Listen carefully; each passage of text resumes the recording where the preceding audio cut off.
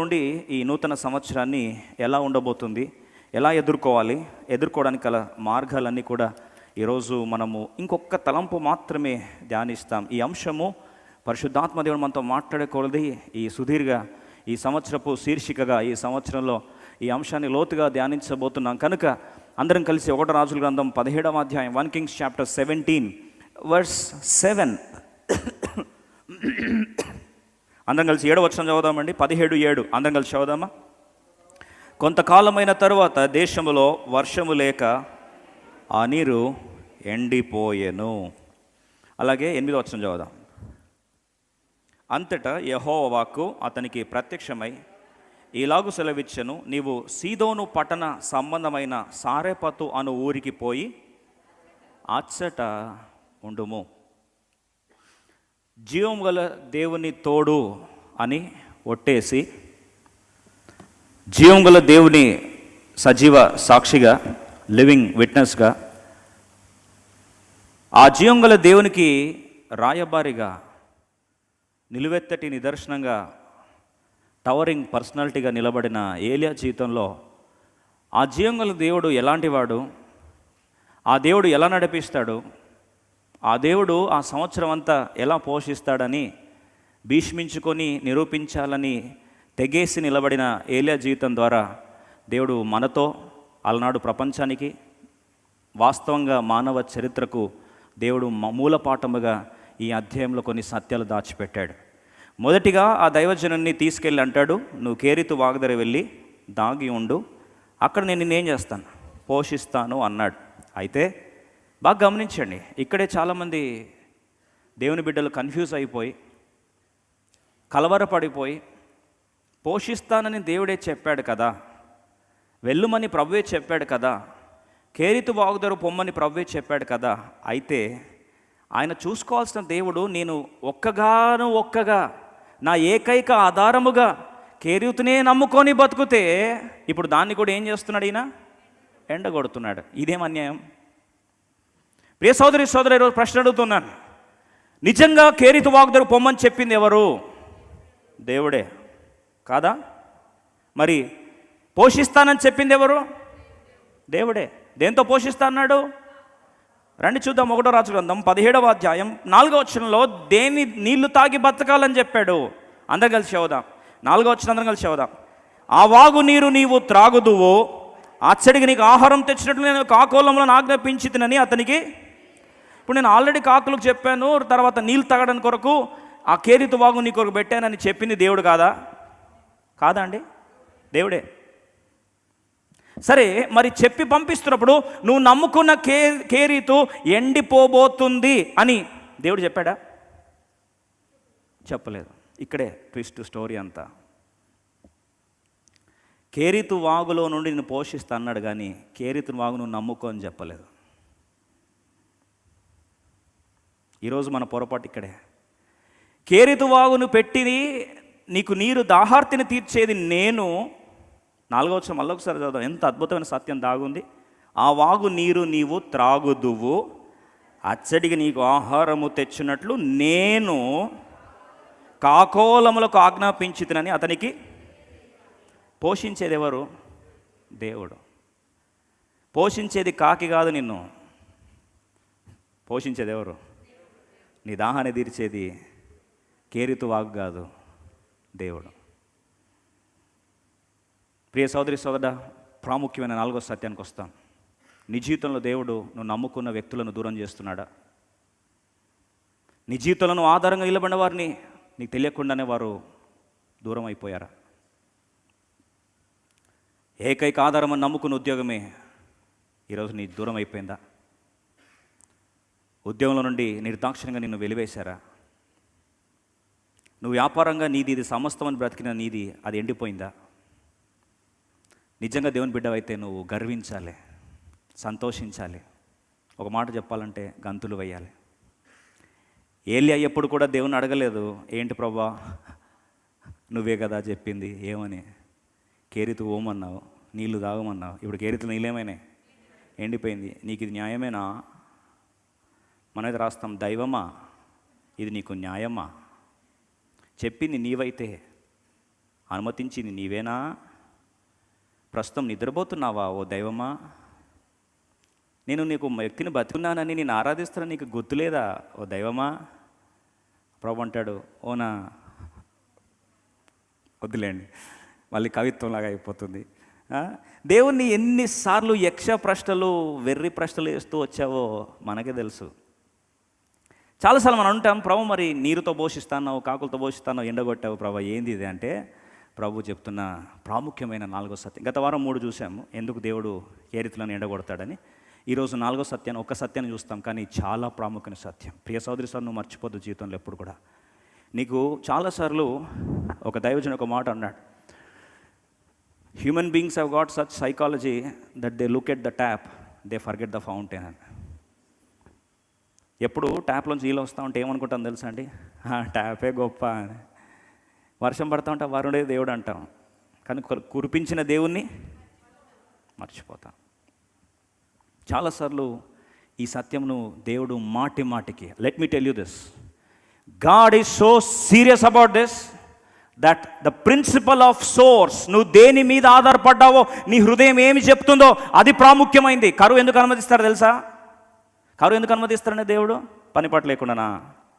Sadist అయ్యా, దేవుడికి చాదస్తము, నువ్వు కరువులో పోతే ఆయన సంతోషపడతాడు కదా. Don't misunderstand God. అందుకో ప్రభు ఒక మాట అన్నాడు, 34వ కీర్తన 10వ వచనం, సింహపు పిల్లలైనా సరే కరువు వస్తుందట, కానీ అక్కడ ఏమని రాస్తుంది? బ్యాంకు బ్యాలెన్స్ని ఆశ్రయించిన వాడు, ఉద్యోగాన్ని ఆశ్రయించిన వాడు, ఇంకా మనుషులను ఆశ్రయించిన వాడు, ప్రభుత్వాన్ని ఆశ్రయించిన వాడు ఏ మేలు కొదువై ఉండదు అని రాయలేదు. మళ్ళీ ఒకసారి చదువుదామా? 34:10 గట్టి చదువుదాం. సింహపు పిల్లలు లేమి గలవై ఆకలిగోనును, యెహోవాను ఆశ్రయించు వారికి ఏ మేలు కొదువై ఉండదు. నువ్వు దేవుని ఆశ్రయించావా లేదా? ప్రభు పరీక్ష పెట్టడానికి.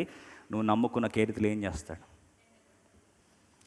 నువ్వు నమ్ముకున్నది కేరీత అయితే కంగారు పడతావు, నువ్వు నమ్ముకున్నది జీవము గల దేవుడైతే సంతోషపడతావు. If your source is God, you will rejoice. If your source is Cherith only, you will be frustrated. కేరీతే నీ ప్రపంచం అనుకుంటే కుప్ప కూలిపోయి కేరీత్ పక్కన సూసైడ్ అటెంప్ట్ చేసుకుంటావు. ఆ రాయి పక్కనే పాతేయడం కూడా ఎవరు ఉండరు. పాతేయడం కూడా కాకులు, ఏ కాకులని పోషించాయి అదే కాకులు వచ్చి నేను పీక్క తింటాయి. ఎందుకంటే మరి చచ్చిపోతే ఎవరు తింటారండి? కాకులే కదా వచ్చి తినేది. ఈరోజు కారణం ఏంటంటే నువ్వు నమ్ముకుంది కేరీతుని, కానీ కేరీతులో నీళ్లు నింపే దేవుని కాదు. పరీక్షిస్తాడు దేవుడు. యునో వాట్, అరణ్యంలో 40 సంవత్సరాలు పోషించాడు దేవుడు ఒక స్టైల్లో వాళ్ళని. మన్నాకి వాళ్ళు అడిక్ట్ అయిపోయారు. మన్నా లేకపోతే బతకలేని పరిస్థితి. నువ్వు డైలీ, కొన్నిసార్లు మనం సౌత్ ఇండియన్స్కి బాగా రైస్ అలవాటు కదండి. లేని ప్లేస్కి వెళ్ళి రైస్ పెట్టలేదనుకో చచ్చిపోతాం. ఏందండి రైస్ పెట్టలేదని. ఇంకా అదే పాశ్చాత్య దేశాలకు పోతే ఇంకా మన తిండి లేకపోతే చచ్చిపోవాలి కదా. రీసెంట్ ఒక ప్రాంతానికి వెళ్తే అక్కడ కారం లేదు, ఏమీ లేదు. నాకు ఇంకా తినలేకపోతున్నా. ఏదైనా పెప్పర్ ఇవ్వండి, కారం ఏంటి అంటే వాళ్ళు అంటారు ఎక్కడి నుంచి వచ్చారు బ్రదర్, హైదరాబాద్ అంటున్నారు. అంటే ఒక దానికి అలవాటు పడితే మార్పు, అది తీసేస్తే మనం ఏమవుతాం? కష్టపడతాం. కానీ ప్రభు స్టైల్ చూడండి. ప్రభు ఎందుకు నీకు కరువును అనుమతిస్తాడు? ఎందుకు నువ్వు ఆధారపడింది ఎండగొడతాడు? యెహోషువ గ్రంథం 5వ అధ్యాయం అందరం కలిసి చదువుదాం. ప్రాముఖ్యమైన సత్యం. We need to know this truth. ఈ సత్యం తెలుసుకోవాలి. లేకపోతే దేవుని బిడ్డలుగా నువ్వు ఆధారపడిన దాన్ని దేవుడు ఆకస్మికంగా ఆపేస్తే నిందిస్తావు, దేవుణ్ణి అనవసరంగా దూషిస్తావు. తెలుసుకోవు దేవుడు ఎందుకు చేస్తాడో, తెలియక అపార్థం చేసుకొని కృషించిపోతావు. You need to know the fact why God dries up your dependence. నువ్వు ఆధారపడిన దాన్ని దేవుడు ఎందుకు ఎండగొడతాడో తెలుసుకుంటే నీకు ఆశీర్వాదం అవుతుంది.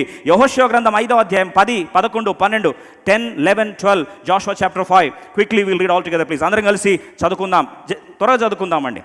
ఇశ్రాయేలీలు గిల్గాలులో దిగి ఆ నెల 14వ తేదీన సాయంకాలమున ఎరికో మైదానంలో పస్కా పండుగను 14th డే అంటండి. ఈరోజు డేట్ ఎంత అండి? దాటేసినామా 14? దాటి 2 రోజులైంది. సరే, 16th రోజు ఏం చేస్తున్నారు వాళ్ళు? 11వ వచనం చూద్దాం. పస్కా పోయిన మరునాడు వారు ఈ దేశపు పంటను తినిరి. ఆ దినమందే వారు పొంగకయు వేచబడిన ఉన్న భక్ష్యములను తినిరి. మరునాడు వారు ఈ దేశపు పంటను తినుచుండగా మన్నా మానిపోయెను. అటు తర్వాత ఇశ్రాయేలులకు మన్నా దొరకకపోయెను. ఆ సంవత్సరమున వారు కనాను దేశపు పంటను తినిరి. God dries up manna even though it is the only dependence that they have depended for 40 long years. 40 సంవత్సరాలు వారిని పోషించిన మన్నాను దేవుడు ఆపేశాడు. అంటే ఇంక మరి బతికింది అంటే, నాయన మన్నా ఆపేశాను కానీ నీకు నెక్స్ట్ సోర్స్ ఇస్తాను. ఏంటది? దేశపు పంటను తిననిస్తాను. Always remember, God will dry up your means, not your source. కావాలి రాసి పెట్టుకోండి. దేవుడు నీ మధ్య, నువ్వు ఆధారపడిన మధ్యమాన్ని తీసేస్తాడు కానీ నీ ఆధారాన్ని తీయడు, నీ మూలాన్ని తీయడు. నీ ఆధారం ఎవరు ఈరోజు? Who is your source? I'm not asking what is your source, who is your source. నీ ఆధారము ఏది కాదు, ఎవరు. అది పరీక్షిస్తాడు. Test, story, logic, reason. అది ఏంటంటే, నువ్వు ఆధారపడింది దేవుడైతే ఉద్యోగాన్ని తీస్తే కంగారు పడవు, నీకు వస్తున్న ఇన్కమ్ నాపేస్తే కంగారు పడవు, నీ కేరిత నాపితే కంగారు పడవు. నన్ను పోషించేది ఎవరు? దేవుడు. కేరిత వాక్ కాదు. నన్ను పోషించేది దేవుడు, కాకులు కాదు. నన్ను పోషించేది సారెపద్ద విధరాలు కాదు, నా దేవుడు అని నమ్మిన వాడికి ఇవేవి మారిపోయినా కానీ ప్రసక్తి ఏముండదు, కంగారు పడే ప్రసక్తే ఉండదు. What is your source today dear brother and sister? Let me ask you this in year 2022. What is your source? నీ ఆధారం ఏంది? అందుకొరకే యెహోవాను ఆశ్రయించిన వాడైతే, యెహోవాను నమ్ముకున్న వాడైతే, ప్రభువే నా ఆశ్రయం అంటే వాడు ఆ యొక్క మధ్యమాలను చూడడు. He will not see the means, he will see the source. ఒక ప్రాంతంలో జరిగిన సంఘటన చెప్పాలని ఆశపడుతున్నాను. ఒక ఆచారము, నేను ఆ ప్రాంతానికి వెళ్ళానండి, ఒక సైకాలజిస్ట్గా టీం వర్క్ మీద వెళ్తే, వాళ్ళు ప్రతిసారి వచ్చి ఒక చెట్టు దగ్గర కూర్చొని పూజలు చేస్తూ ఉన్నారు. ఒక ప్రాంతం, మన తెలంగాణ రాష్ట్రంలోనే మారుమూల ప్రాంతంలో. ఆ చెట్టు దగ్గరనే కూర్చుంటారండి. వారు అక్కడి కొరకు ప్రతిసారి చెట్టు దగ్గర కూర్చుంటారు. ఆ చెట్టు దగ్గర గంటలు కూర్చొని వెళ్ళిపోతారు. అది వాళ్ళ ఆచారం. అయితే ఎలా వచ్చిందని నేను curious, I was excited to know why they are doing like that. ఎందుకు అలా చేస్తున్నారని. సరే అని పుట్టుపూర్వతలకు వెళ్తే జరిగిన విషాదం ఏంటంటే, ఆ చెట్టు మీద కోతులు ఉండేవటండి. ఏముండేవండి? కోతులు ఉండేవి. ఈ కోతులు ప్రతిసారి ఏం చేస్తాయంటే, చెట్టు మీద పండ్లు ఉంటాయి కదండి, బాగా ఊపుతూ ఉండేది పండే కాలంలో. సో వీళ్ళు వచ్చి కింద కూర్చుంటే ఆ కోతులు వాటికి కనిపించేవి కాదు. సో ఏమయ్యేది? ప్రతిసారి కాయలు కింద వచ్చి పడేవి. వీళ్ళు చాలా ఎక్సైట్ అయిపోయేవారు, హ్యాపీ అయిపోయేవారు. సో కాయలు తింటుండేవారు. వీళ్ళందరూ అనుకునేది, అబ్బా ఈ చెట్టు కింద కూర్చుంటే కాయలు వస్తాయి. అది అలా ఒక ఆచారం వచ్చేసింది. దేని కింద కూర్చుంటే వస్తుంది? చెట్టు కింద కూర్చుంటే కాయలు వస్తాయి. కూర్చోడం స్టార్ట్ చేశారు. ఆడ కూర్చోడం స్టార్ట్ చేసిన తర్వాత, ఇప్పుడు ఒకరోజు పెద్ద ఆయనంట, వాళ్ళలో ఒక పెద్ద ఆయన, కొద్ది జ్ఞానం ఉన్న ఆయన, అరే చెట్టు వల్ల కాదు మన కాయలు వచ్చేది, దేనివల్ల వస్తున్నాయి? దేనివల్ల అండి? కోతుల వల్ల వస్తున్నాయని చెప్పి, ఇప్పుడు వాళ్ళ దేవుళ్ళు నెంబర్ 1 చెట్టు, నెంబర్ 2 కోతి. ఐఎమ్ నాట్ టెలింగ్ జోక్స్ అండి, నిజంగా జరిగింది. ఇప్పుడు ప్రతిరోజు కోతిని చూసుకొని ఏమనేవాళ్ళంట, అబ్బా నా దైవమా, నువ్వు వచ్చి ఊపితే తప్ప నాకేం రావు, కాయలు పడవని చెప్పి కూర్చొని అలవాటు అయిపోయింది. వాళ్ళ ట్రెడిషన్ ఏంటంటే, విలేజ్కి వెళ్తే ఇప్పుడు కూడా కోతులను ఏం చేస్తారండి, అలాగే కోతులను చూస్తుంటారు. కోతులకు ఎంత భక్తి కోతి అంటే ఆ చెట్టు అంటే. ఎందుకండి? మరి చెట్టును ఫలింపజేసింది ఎవరు? అసలు ఆ కోతిని పుట్టించింది ఎవరు? కోతిని అక్కడికి వెళ్ళి ఊపా అని చెప్పి కోతి మనసు ముందే కోతి స్థిమితం ఉండదు. ఏదో చెట్టు ఎక్కేది కాస్త ఈ చెట్టు పంపించింది ఎవరండి? దేవుడే. అది మర్చిపోయి ఏం చేశారు ఈరోజు? ఎందుకు చెప్తున్నా తెలుసా అండి మాట? దేవుడు ఉద్యోగం అని పొరపాటున ఒక ఉద్యోగం ఇస్తే నీ దేవుడు ఎవరు అవుతాడు తెలుసా? దేవుడా? దేవుడైతే పర్లేదు, ఉద్యోగం దేవుడు అవుతాడు. ఏదో బతుకుదేరు కొరకు ఏదో వ్యాపారం దేవుడికి ఇచ్చాడు. నువ్వు బతుకుదేరు కొరకు వ్యాపారం ఇచ్చాడు, కానీ నీ లాజిక్ మారిపోయేమంటుంది తెలుసా? ఈ వ్యాపారమేనా దైవం? అప్పుడు దేవుడు అంటాడు, డోంట్ వరీ, ఎండగొడతా దైవమా, ఇది అన్యాయం కాదని అప్పుడు గుర్తొస్తాడు దేవుడు. అరే ఏదో బతుకని చెప్పి నీకు ఒక ఫ్రెండ్షిప్నో ఒక రిలేషన్షిప్నో ఒకళ్ళు ఇచ్చాడు దేవుడు. వాళ్ళు దూరం అయ్యేసరికి ఇచ్చింది ఎవరండి? ఆకస్మికంగా తీసుకున్నాడే అనుకోండి. ఇప్పుడు బాధ ఏంటి? ఎందుకు తీసేసావు నా కేరీతిని? లేక అంత ఇష్టపడి fill in the blanks with all the stories. పెళ్లి చేసుకుంటే నా భర్తే నీకు కనిపించాడా? నా కేరీతిని అడ్డం కొట్టావా నువ్వు కాదా నాకు ఈ భర్తనిచ్చింది? నువ్వు కాదా నాకు ఈ తండ్రిని ఇచ్చింది? నువ్వు కాదా ఈ తల్లినిచ్చింది? ఇంతమందికి తల్లిదండ్రులు ఉంటే నా తండ్రి మీద నీకు కన్నేసావా? ఇప్పుడు దేవుడు ఏమైపోయాడు నీకు? నీ ఆధారం ఎవరు? Who is your source today? If God is your source, you will be unshaken. యెహోవా అనే ఆశ్రయం కలిగిన వ్యక్తి సంవత్సరం ఎలా ఉంటాడో తెలుసా? ఇర్మీయా గ్రంథం 17 చూడండి, ఈ మాట తెలుసుకుందాం. 2022 ఏమవుతుంది, ఎలా ఉంటుంది? ఓమిక్రాన్ అంట, దెక్రాన్ అంట, కొత్త వస్తుంది. ఇవన్నీ అనవసరమైన మాటలు, అవి మనకు పనికొచ్చే మాటలు కాదండి. ఇర్మీయా గ్రంథం 17వ అధ్యాయం ఇది చదువుకుందాం, ధైర్యపడదాం, ప్రభువులు ఆనందిస్తాం. కేరితు వాగులు కానీ జారెపత్తు ప్రాంతాలు కానీ ఏవైనా సరే మన ఆధారం దేవుడు. God is our source and he is our only source. జెరమియా chapter 17 verse 5.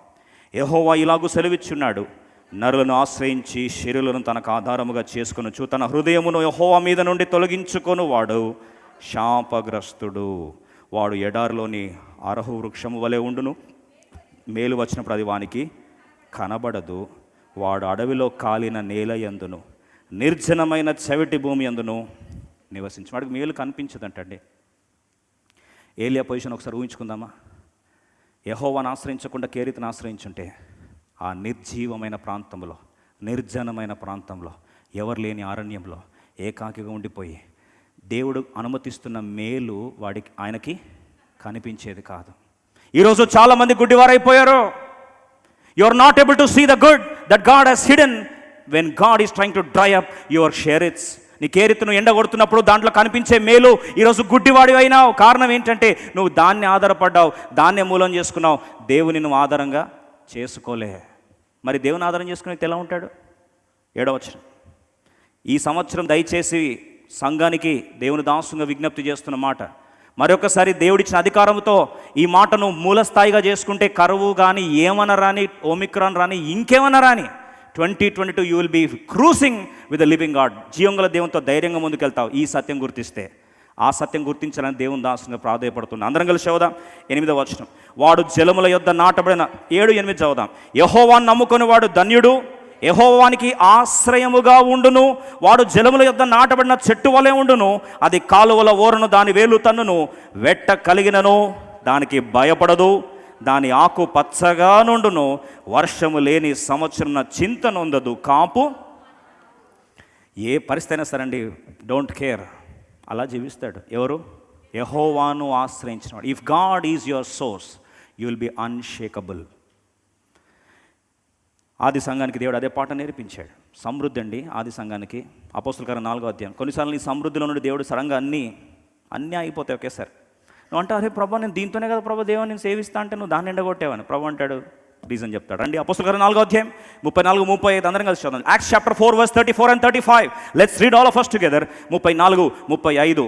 భూములనైనను ఇండ్లనైనను కలిగిన వారందరూ సమస్త ఆస్తి తీసుకొచ్చి వారి యొక్క పాదముల వద్ద పెట్టారు. ఏం చేశారు? 35వ వచనం. Acts chapter 4 verse 35. వారు ప్రతి వానికిని వాని అక్కర కొలది పంచిపెట్టి గనుక వారిలో ఎవనికిని అసలు కొదవలేదండి.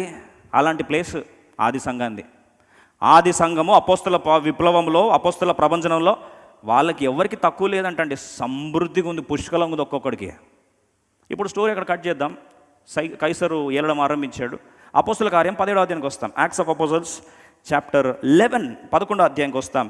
27, 28, 30, 27, 28, 30. యాక్ట్స్ ఆఫ్ అపోజిల్స్ చాప్టర్ 11 11వ అధ్యాయానికి వస్తాం. ఆ దినములు ఎందు ప్రవక్తలు యెరూషలేము నుండి అంత్యోకు వచ్చిరి. 28 వారిలో ఆగబనొక నిలువడి భూలోకమందంతటా గొప్ప కరువు రాబోచున్నదని ఆత్మ ద్వారా సూచించెను. అది క్లౌదియా చక్రవర్తి కాలమందు సంభవించెను. భయపడకండి, కరువు అని చెప్తున్నారు దేవుని సేవకుడు, ఏంటో అని భయపడనక్కర్లేదు. కానీ అగబు కరువు అని జ్ఞాపకం చేస్తున్న సందర్భంలో దాని తర్వాత వచ్చిన చూడండి, దేవుడు అదే ఆది సంఘాన్ని ఎలా పోషించాడో తెలుసుకోవాలి. సోర్స్ ఎండిపోలేదండి, మీన్స్ మారాయి అంతే. ముందు సమృద్ధి ఉంది, కనిపించే వనరులు కనిపించట్లేదు, కానీ మూలం మాత్రం ఎండి పోలేదు. ఏమైంది? 29. అప్పుడు శిష్యులలో ప్రతి వాడును తన తన శక్తి కొలది యూదయలో కాపురమున్న సహోదరులకు సహాయం పంపుటకు నిశ్చయించుకొనినప్పుడు అక్కడ చూసుకొని ఏం చేసినట్టండి? సహాయాన్ని పంపిస్తాను. పోషించాడా లేదా దేవుడు? పోషించాడు. See, God will always test you. నీ ఆధారం ఏంది? నీ ఆధారం ఏంది? What is your strength? ఈరోజు అడుగుతున్నాను, నీ ఆధారం ఏంటి? కేరితే నీ ఆధారం అయితే చాలా పొరపాటు చేస్తున్నాం. అదే దేవుడి నీ ఆధారం అయితే కేరిత ఎండిపోయినా పట్టించుకో. ఎందుకంటే కేరిత ఎండిపోతుంటే దేవుడు ఇంకా మేలైనది, శ్రేష్టమైనది జారేపతు ప్రాంతాన్ని ఏం చేశాడు? తెరిచాడు. కాకులేందయ్యా నువ్వు తినేది, చాలు, కాకులతో తిన్న జీవితం చాలు, ఇప్పుడు రా మనుషులతో పోషిస్తా. నా జీవం గల దేవుని బిడ్డలతో పోషిస్తారా, కాకులతో ఏంది తినేది నువ్వు అని కాకుల ఆధారాన్ని మూసేస్తే ఆ నీళ్ళెందుకు తాగేది, ఎండిపోయిన నీళ్ళెందుకు తాగేది, అరణ్య భూములు ఉండేది నువ్వేంటి అని కేరితుని ఎండగొడితే దైవం దాసుడు, దేవుని బిడ్డ భయపడడు, సంతోషంగా ఏం చేస్తానండి? ముందుకెళ్తాడు. వాస్తవంగా ఆలోచిస్తే ఆ సీదోను ప్రాంతం ఏది తెలుసా? ఈరోజు ఈ మాట చెప్తాను, దయచేసి ధైర్యపడాలని చెప్తున్నాను. దేవుడు సీదోను ప్రాంతం ఏది అంటే 16:31 గత వారం మనం చూస్తూ వచ్చాం. 1వ రాజుల గ్రంథం 16:31లో ఎద్బాలు రాజు ఏలుతున్నాడు. ఎద్బాలు రాజు కూతురు ఎవరండి? యెజబెల్. బాగా గమనించు. ఈయనకి భయంకరమైన పెనుముప్పు ఎక్కడి నుంచి ఉంది? యెజబెల్ నుంచి ఉంది. ఇప్పుడు దేవుడు ఈయనను కాపాడింది ఏ ప్రాంతం నుంచి? యెజబెల్ హోమ్ టౌన్ నుంచి. అది దేవుని ప్రొటెక్షన్. చుట్టూ 10,000 మంది పడ్డా సరే యెహోవాను ఆశ్రయం కలిగిన వ్యక్తి, నీవే నా ఆశ్రయం అని దేవుని అడిగిన వ్యక్తి కంగారు పడడండి. ఈరోజు మరణవర్షం ఎవరి వర్షంలో ఉంది తెలుసా? మాస్క్ వర్షం, రెమెడీస్ఫియర్ వర్షం, ఐవర్ మెడిసిన్ వర్షం. పొరపాటు. ద్వితీయోపదేశకాండం 32 చదువుకున్నారండి. ద్వితీయోపదేశకాండం 32:39. ఇది తెలుసుకుంటే కోవిడ్లో దూసుకొని పోతావు నువ్వు. దేవుని బిడ్డలాగా రోషం ఉండాలి నీకు. పిరికి పందల్లాగా పారిపోయే వాళ్ళు కాదు దేవుని బిడ్డలు. 32:39 కలిసి చదువుకుందామండి. 32-39 క్విక్లీ ప్లీజ్. ఇదిగో నేనే దేవుడను, నేను తప్ప వేరొక దేవుడు లేడు, మృతి నొందించువాడను బ్రతికించువాడను నేనే, గాయపరచువాడను స్వస్థపరచువాడను నేనే, నా చేతిలో నుండి విడిపించువాడు ఎవడు లేడు. Who is your source of life? It is God. మన ప్రాణం తీసే హక్కు దేవుని తప్ప ఎవరికి లేదండి. ఈరోజు అందరూ ప్రతి ఒక్కదాన్ని హీరో చేయడమే. ఒమిక్రాన్ ఒక హీరోయిన్ అయిపోయింది ఈరోజు. కోవిడ్ ఒక హీరోయిన్ అయిపోయింది. అబ్బో, దేవుని కంటే హీరోలు అయిపోయారు కోవిడ్. ఈరోజు బ్రతికించేది ఎవరండి? మృతి నొందించేది ఎవరు? గాయపరిచేది ఎవరు? స్వస్థపరిచేది ఎవరు? దేవుడో. దేవుడని ఆధారం అయితే కంగారపడో. If God is your refuge you will be unshakable. కదలవో. అసలు సమృద్ధి ఆదాయం ఇచ్చేది ఎవరండి? బాస్ కాళ్ళు పట్టుకొని నొక్కుతారు కొంతమంది. 1 కొరింథీ 3:7 చదువుదాం. 1 Corinthians 3:7 ప్రభుత్వ ఉద్యోగులు కాళ్ళు పట్టుకుంటాం. తెలియకుండా కొన్నిసార్లు పై అధికారులకు ఎక్కడ లేని దాసోహం చేస్తావు. 1 Corinthians 3:7 చదువు ఒకసారి. 1 Corinthians 3:7 కాబట్టి వృద్ధి కలుగజేయు దేవునిలోనే గాని నాటువానిలోనైనను నీళ్లు పోయి వానిలోనైనను ఏమి? It is God who gives you increase. It is God who gives you promotion. It is God who gives you arrears. It is God who gives you what you have lost. It is not your boss. It is not your organization. It is not the government. ఇది తెలుసుకుంటే సంతోషంగా ఉంటామండి. లేదా కేరితులు ఎండిపోతే కృషించిపోతావు. భద్రత ఎక్కడి నుంచి వస్తుందండి? Very safety. సామెతలు 21:31లో 21:31లో safety is of the Lord's. ఇంగ్లీష్లో, తెలుగులో విజయము యెహోవా వశం. 127వ కీర్తన రాసిన మాట, యెహోవా ఇల్లు కాపాడిన కట్టినెడల కట్టువాని ప్రయాసము వ్యర్థమే. యెహోవా పట్టణంను కాపాడినెడల కావలివాడు మేల్కొనుట వ్యర్థమే. తన ప్రియులు నిద్రించుచుండగా దేవుడు ఏం చేస్తాడండి? వారికి ఇస్తాడు.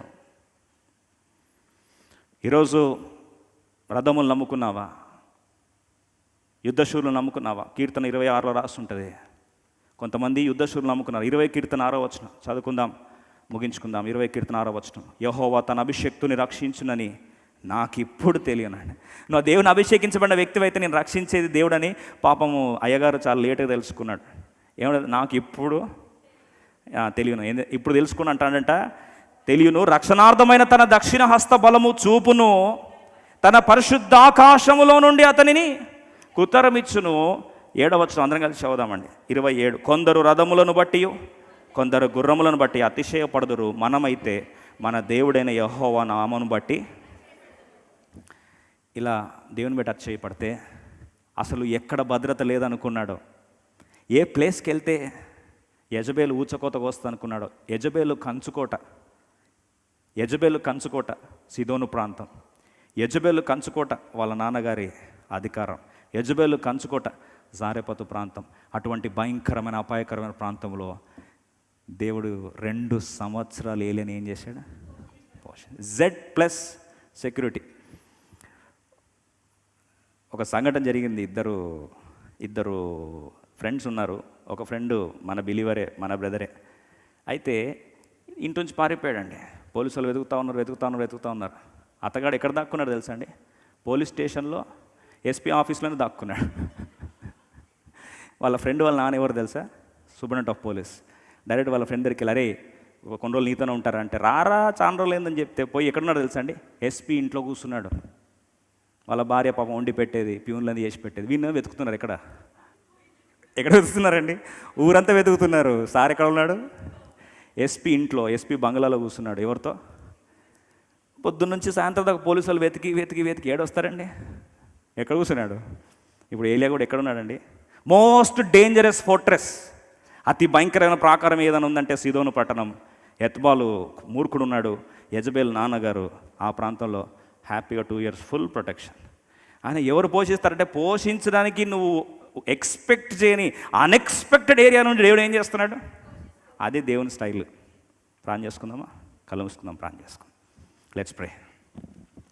ప్రార్థన చేసుకుందాం. సంతోషంగా